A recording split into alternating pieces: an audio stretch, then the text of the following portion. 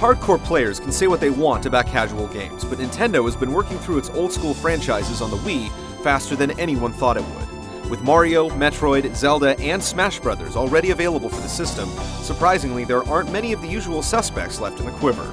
One that does remain is Mario Kart, though not for long. The Italian plumber has established quite a resume on the track.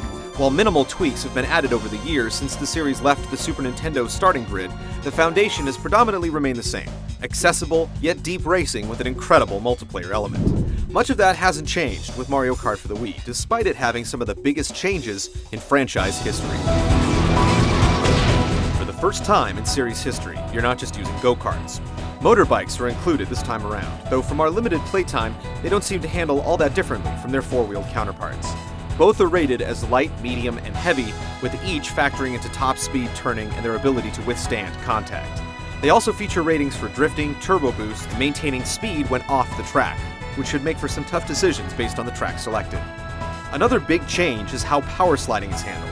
In the past, you could initiate the power slide and then begin wiggling the stick or the D-pad left and right, building a turbo boost with each trip from side to side.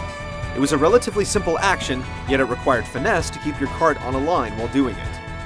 That system has been removed, in favor of simply holding the power slide button until the turbo is full and then releasing it for the boost. It eliminates snaking, or the ability to power slide the entire course. Some consider that cheating, some consider it the next level in skill. Regardless, it's gone. Alternately, you can select automatic power sliding if you want to take even more skill out of the equation.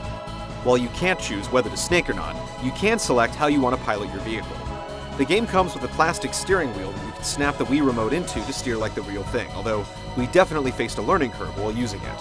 You can also use the Wii remote and nunchuck, a classic controller, or a GameCube controller, so you don't have to use the motion controls if you don't want to. Gone are the tandem vehicles from Double Dash for the Cube. The Wii version reverts back to the classic single-rider gameplay, and there are well over a dozen different Nintendo mascots, with each one having their own set of tricks to perform out of some cleverly placed half-pipes and ramps. Land a trick, and you get a turbo boost. You can also pull wheelies with the motorbikes to get a nice thrust forward. Of course, if your racing skills aren't enough, you can always use the patented Mario Kart power-ups. You get the new additions from Mario Kart DS like Bullet Bill and the Squid, and some new ones as well. Best of all, you can use your Miis as drivers, and they congregate trackside to watch each race. Where modes are concerned, you get the typical Grand Prix option for 3 different motor classes. The 50cc class is for karts only, the 100cc class is for bikes only, and the 150cc class is a mixture of the two. Then there's also the typical time trial mode with ghost data from Nintendo's Treehouse testers to race against. But easily, the biggest new mode is the online play for up to 12 racers at a time.